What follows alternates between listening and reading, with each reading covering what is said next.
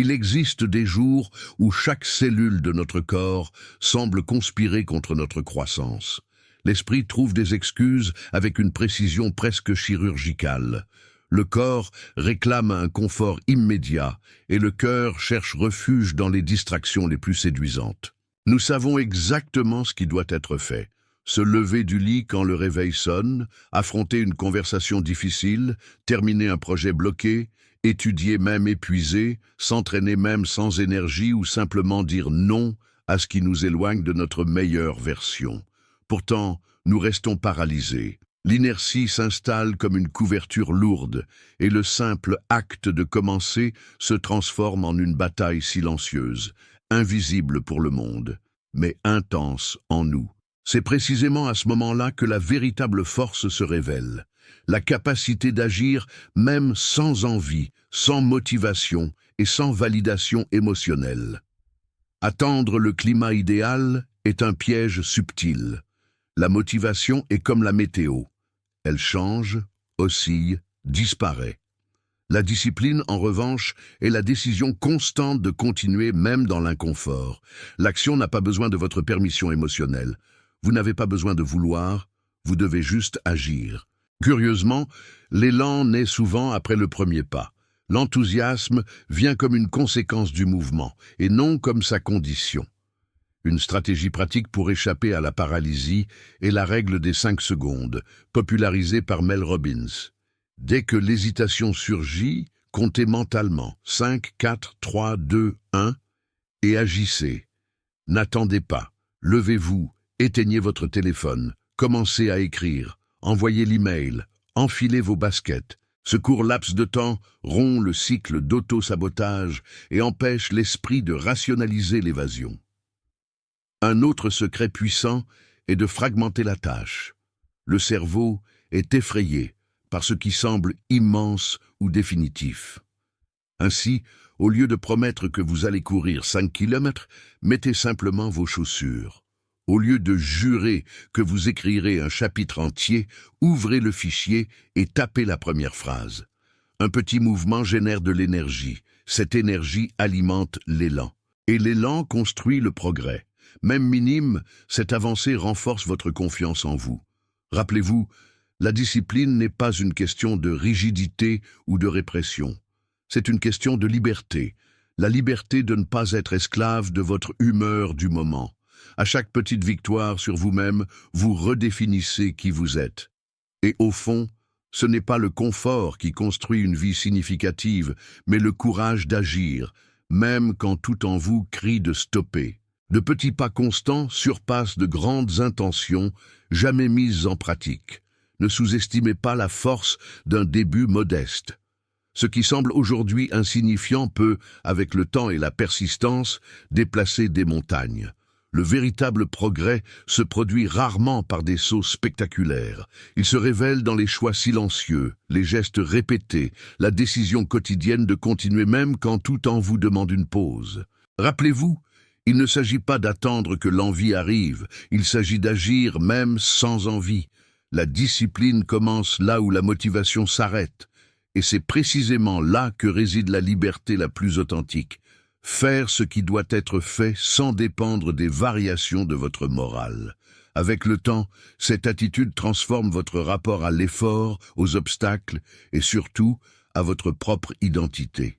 Il ne s'agit pas d'éliminer le découragement pour toujours, mais de faire des choix alignés avec vos valeurs, même les jours nuageux. La vérité est simple et inélastique. L'inconfort de l'effort pèsera toujours moins que le regret de ne pas avoir essayé. Il n'y a pas de réconfort suffisant pour une vie étouffée par la peur, la paresse ou le perfectionnisme. Votre esprit peut crier, résister, inventer des excuses convaincantes, mais vous n'êtes pas otage de vos pensées. Elles vont et viennent comme des nuages. Vous êtes le ciel, vaste, stable, résilient. La véritable force ne réside pas dans le fait de ne jamais ressentir la peur ou la fatigue, mais de continuer à avancer malgré elle. C'est dans la constance imparfaite, jour après jour, qu'une vie significative se construit. Reprogrammer notre relation avec l'inconfort est essentiel. On nous a appris à associer l'effort à l'échec, la fatigue à la faiblesse, l'hésitation à l'incapacité.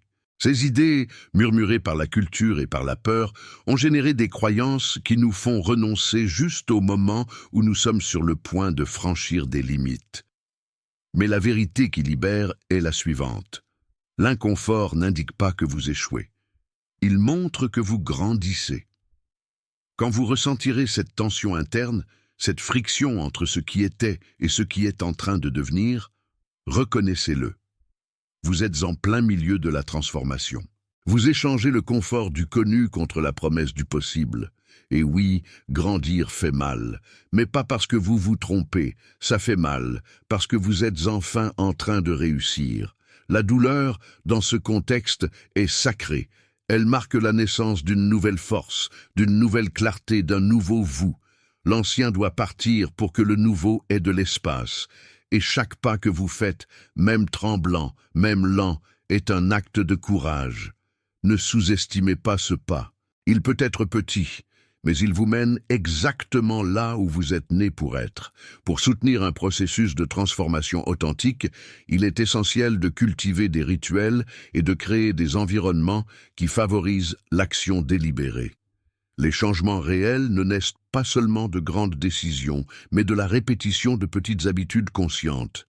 Celles-ci sont les leviers silencieux du progrès. Une douche froide tôt le matin réveille le corps et revigore l'esprit, signalant un nouveau cycle. Un espace de travail propre et intentionnel n'est pas un luxe, c'est une stratégie. Il élimine les bruits visuels et mentaux, ouvrant un espace pour la concentration.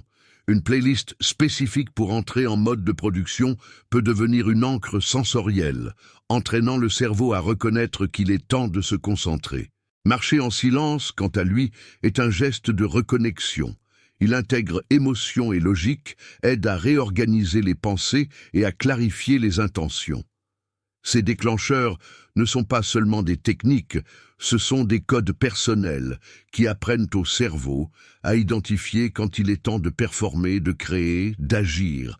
Mais tout aussi important que ce qui est ajouté est ce qui est enlevé, et cela exige du courage. Désinstallez les applications qui drainent votre énergie, désactivez les notifications qui fragmentent votre concentration.